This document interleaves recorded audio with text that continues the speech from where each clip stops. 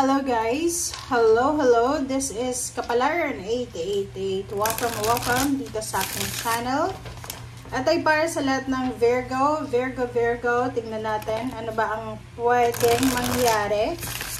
This is unexpected from August 2025 hanggang August 2026. So malayo-layo siya, but this is only parang ano lang siya. Short message lang.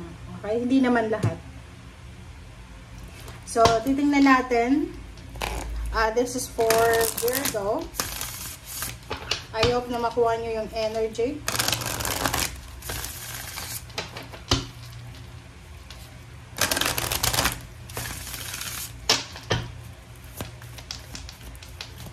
Okay, Virgo.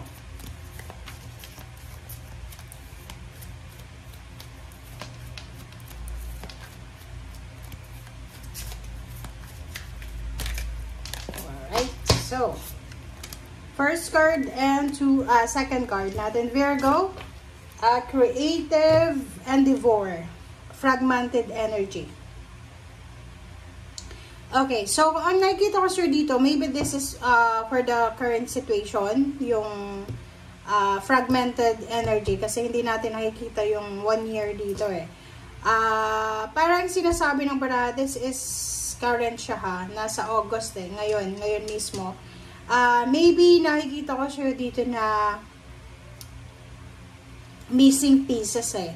Yung halimbawa na marami kang kaalaman, marami kang alam sa buhay. Like for example, marami kang talents. But ang problema, Virgo, ay medyo hindi ka masyadong tiwala sa sarili mo. Yung parang hinahanap mo talaga. So, for example lang, dito sa mga Virgo na to, kung single ka, like kahit may karelasyon ka na or may nanliligaw na sa'yo, hindi ka pa rin sigurado, okay? Or kahit yung may mga relationship, parang sinasabi nyo na, parang hindi ako sigurado na talaga siya talaga yung magiging kasama ko hanggang sa pagtanda ko. And yung iba trabaho, nakakuha ka na ng trabaho, and then, balak mo ulit mag-resign, and then, maghahanap ka ulit ng bagong trabaho, parang ganun. So, sinasabi ng Barasser dito na, yun yung energy mo ngayon na August 2025. Yung creative endeavor na to, sinasabi ng Barahan na sayang, kasi yung naka-blank canvas pa. So, like for example ngayon na August, parang, yung plano mo medyo fragmented pa siya. So, sinasabi ng Baraha sa'yo na kung halimbawa na hindi ka pa ready, okay lang yun. Take your time, parang ganun. So, pero kung nasa edad na 50, 60 years old ka na, tapos eto pa rin yung energy mo, medyo alarming siya. Pero kung bata ka pa, nasa below 50 siguro, siguro hinahanap mo pa talaga kung ano yung para sa'yo. Hindi ka alam kung bakit ganyan yung energy mo ngayon eh. Okay. Yung parang naandyan na, like may mga karelasyon ng iba, pero feeling empty. Yung iba naman may trabaho, pero feeling nila, hindi ito yung gusto ko eh. Hindi ito yung para sa akin, hindi ito yung pinapangarap yung career. Parang ganun. Okay, here go. So, tingnan natin sa second deck ko kung ano pa ang mga messages na pwedeng ibigay sa atin.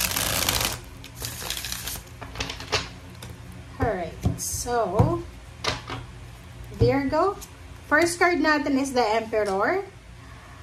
Nakikita ko sure dito na first sign energy and water sign energy. So, sinasabi ng Baraha sa'yo na medyo kailangan ng balanse. Okay? Like for example, kailangan mo ng balanse between your emotion and your thoughts. Diba? Parang ganun. Kailangan mong pagsabayin yung isip at puso mo. Okay? Wag masyadong emotional, wag masyadong puro isip lang, ganyan, ganito. So, sinasabi ng Baraha sa'yo na make sure na balanse. Okay? And for the 1 year na to, sinasabi ng Baraha sa'yo na possible na may promotion na mangyayari sa'yo, Virgo. There's a promotion, there's a salary increase, higher position, there's a travel, movement, there's a celebration. Like for example, yun, awarding, para siyang makakatanggap ka ng awards, rewards because of your hard work. Parang ganun. Queen of Cups and Hangman. So, nakikita ko sa'yo dito, maybe you have a plan, okay? You're planning for a collaboration in partnership with the water sign, Pisces, Scorpio, and Cancer na babae, may edad na, so maybe nasa below 50 years old siya, or below 60, maybe this is your mother, okay? Or maybe this is your sister, or kung sino man siya. Basta mayroon kang plano, okay? So, halimbawa ngayon mismo, ngayon na August 2025, nagpaplano kayo ng nanay mo. Eto, next year, eto yung gagawin natin. Yung perang kikitain mo, iipunin mo, yung ganito. But the problem is, yung plano na ito with water sign ha, kung nakikipag-plan ka sa water sign from August 2025 until August 2026, medyo hindi pa siya talagang papunta doon sa plano mo. So, medyo mapupospone muna siya. Okay? Trabaho.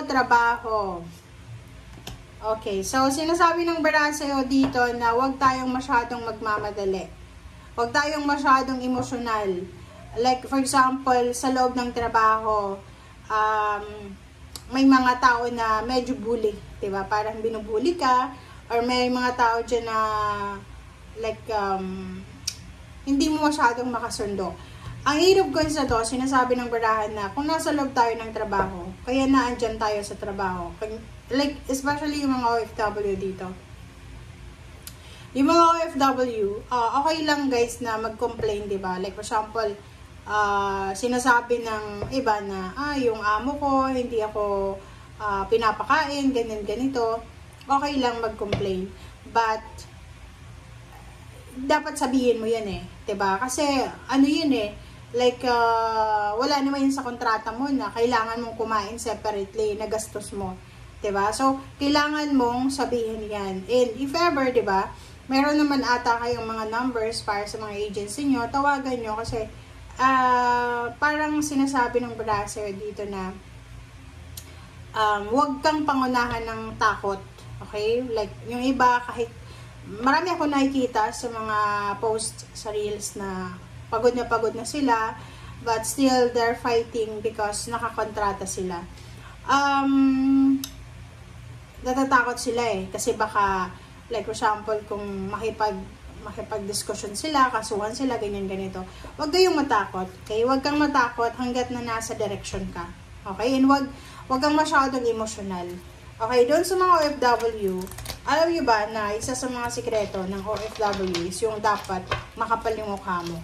Dapat malakas yung loob mo. Kasi kung mahina yung loob mo, yung pangingibang bansa, hindi yan para sa'yo. Kung halimbawa sa Pilipinas ka pa lang, balat sibuyas ka na, yung parang feeling mo, inaapi ka, ganito.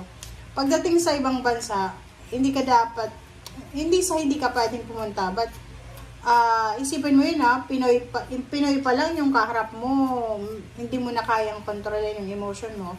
What more yung mga tao pa sa ibang bansa. So, you need to be careful. Okay? Kailangan handa ka. O yung sabihin, ihanda mo yung sarili mo sa lahat ng laban. Okay? And kung halimbawa, sa loob ng company, sa loob ng trabaho, binubuli ka, or alam mo yun, uso yan ngayon eh, yung power tripping. Okay lang yun, sige, sabihin mo sa kanila, okay, bulihin nyo ako, gawin nyo lahat. Kasi yung pinunta ko dito, trabaho eh. Hindi naman ako pumunta dito para makipagbarkada sa inyo.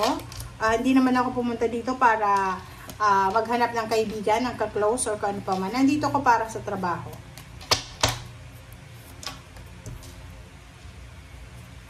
Okay, so dalawang nights, sinasabi ng barahan na starting August 2025 until August 2026, there's an emotional offer. So, kung single ka, yun na nga, maraming manliligaw sa'yo or magkakagusto sa'yo. Or even friendship and collaboration. There's a good news about money. So, may mga mag-o-offer sa'yo ng trabaho, mag-o-offer sa'yo ng additional income, or mag-offer sa'yo ng like for example, unexpected salary or assistance financially. 10 of Wands, ihanda mo ang sarili mo, Virgo, kasi especially yung 2026 sa inyo ay sobrang busy kayo. So, ihanda nyo yung physical body nyo, ha, kasi yun yung pinaka-importante, yung health natin. Okay? And 2 of Cups. Wow. 2 of Cups, nakikita ko sa'yo dito na medyo wala kang parang oras para sa relationship because mas nakafocus ka sa trabaho, sa mga obligations, duties, and responsibilities. Sinasabi ng baraha dito na maybe there's a relationship, naghiwalay na mag-asawa, posibleng magkakabalikan, mag-boyfriend-girlfriend, mga magkakamag-anak na nag-away-away, ay posibleng masettle ang kanilang mga differences. And last card natin is 4 of Coins. Sinasabi ng baraha sa'yo na posibleng magkaroon ka ng pagkakataon, Virgo, na makapag-save ng pera simula ngayong August 2025 hanggang August 2026. Okay. So, yan lang guys, ang short message. Pero, alam mo niya na, every month naman tayo nagre-read. So, ito yung short message lang for the 1 year. Okay? Ng mga unexpected. Thank you guys. Bye!